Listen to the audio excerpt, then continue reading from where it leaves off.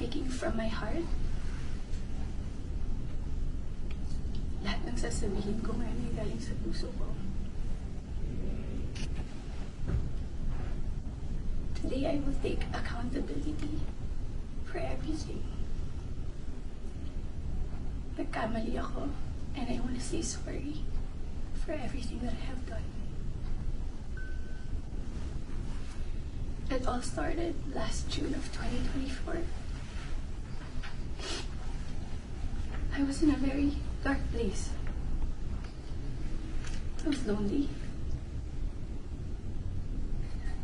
And I was getting attention from Anthony. The kind of attention that I needed. When I sensed that there was this brewing attraction between Anthony and I, nadala ako sa emotions ko. And I knew that was wrong. I came clean right away. I told my ex everything, and I admitted things to him, and then we broke up. It wasn't easy. It was very hard for me too. I announced the breakup. The reason why I became so emotional during the interview, because I was holding back a truth. Yun yung totoo.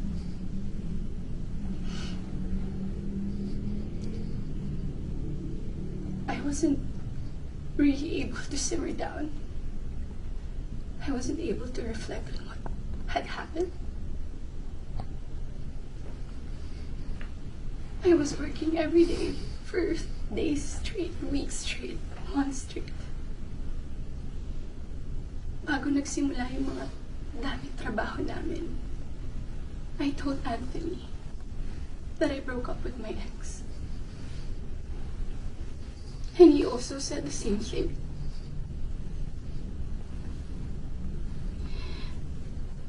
Mind you, I was in a very lonely place. I was so lonely.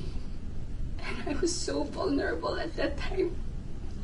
Like everybody, nakaka-break lang. You would be so vulnerable. I was working every day. At sa lahat ng trabaho na yun, kasama ko si Anthony. Aaminin ko, sa araw-araw na pagtatrabaho namin, nahulog din yung loob ko. He would be very sweet to me. He would be such a gentleman to me. He would say things to me. He would tease me on the set in front of other people. He would tell all the people who were close to me that he was single. So, I was confident to act a certain way around him on the set. Because in the eyes of the people there, we were both single.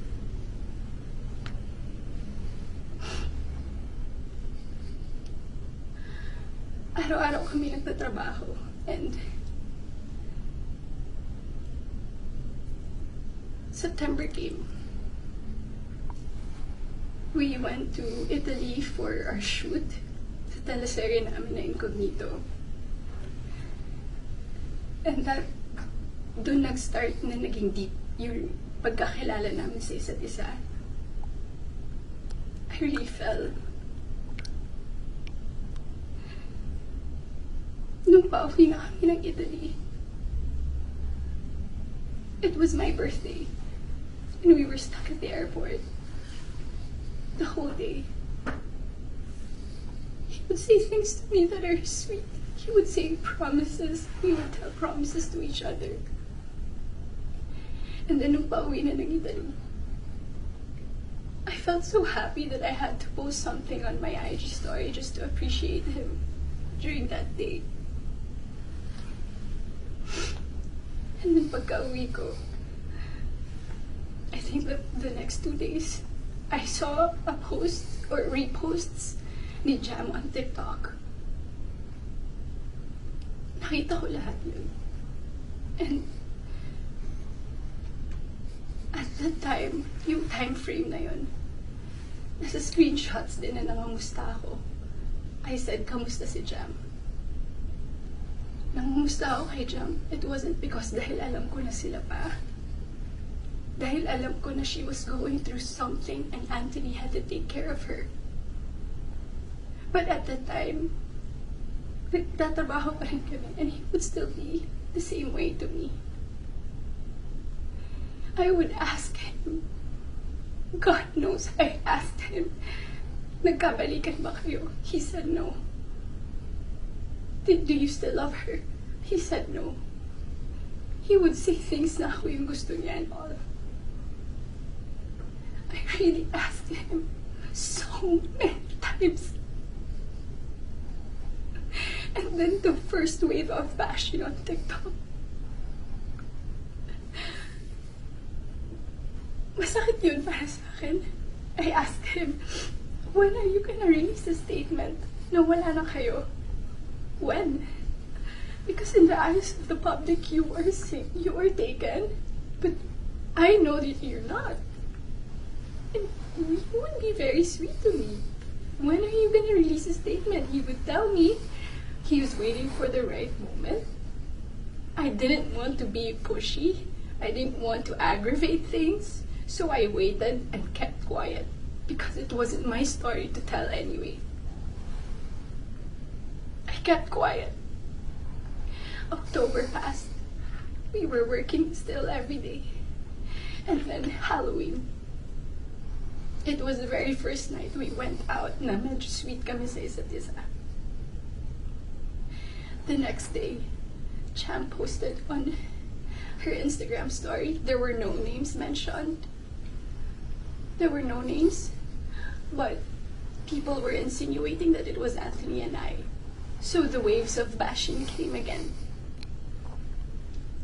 I asked him again, when are you gonna release a statement? God knows how many times I begged for a statement. I begged him to fix this because I was so tired of getting bashed. He said, wait, he's waiting for the right moment. I waited. I still kept quiet. I really wanted to speak up, but it wasn't my story, and I would look really pathetic. Days went by. The press con of Incognito happened.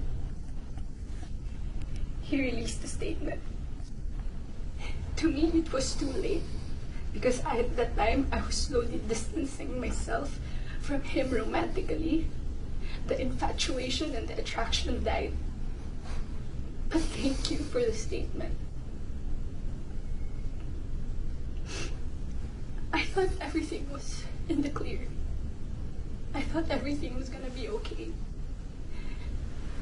Ilang days nung lumipas. The screenshots. When I read it, it was 10 p.m. on a Tuesday night.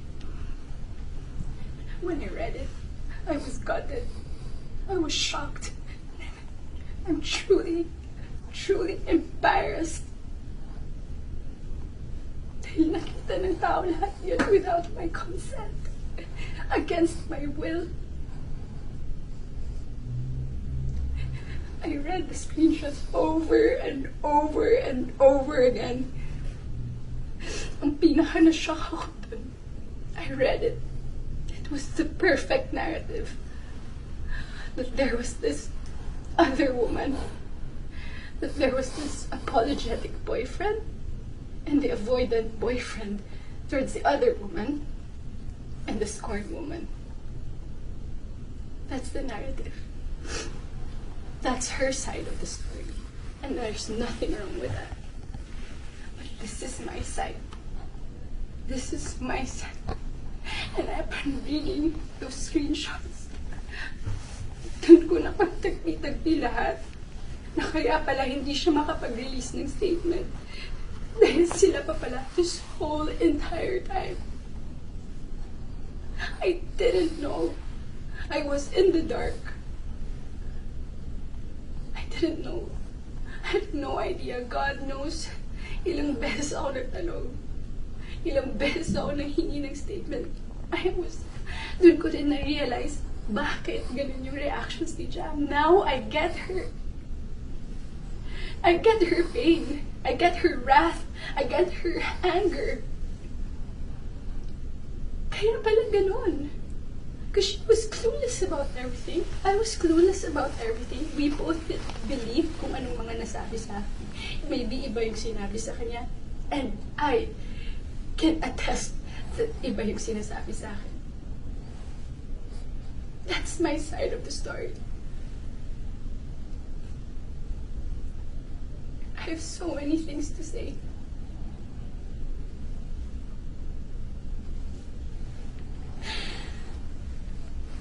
Hindi ko ako makapaniwala. Kapahinga pala ako ganito sa buhay ko. So to the public, I am sorry that you got to see that very intimate side of me. Ganun talaga ako pag nagbigay ng pagmamahal. It was supposed to be private. It was supposed to be a private, intimate thing. I'm sad. I'm sad na nakita yun ng tao. And yes, I don't want to play the victim here. Nagkamali din talaga ako. And I want to say sorry to those people I have hurt. I reached out to Jam last November. I did not get a reply. I think that was last November. Because I wanted to know what's up. So, I'm sorry. Most especially, I'm very sorry. I'm truly sorry to those people who supported me for 10 years. Alam nila lahat na ginapang ko yung career ko. Mapunta lang sa kung saan ko gusto. Ginawa ko lahat. Pinaghirapan ko lahat sa tulong nila. Nagagawa ko yung mga gusto ko. I don't know where I'm gonna go. I don't know saan ako papunta. Yung dignidad ko, hindi ko na mahanap. Whenever I go out, whenever I walk, I feel like I'm a naked woman walking. Hindi ko alam anong gagawin ko. I'm so embarrassed. And I'm sorry that you get to see that.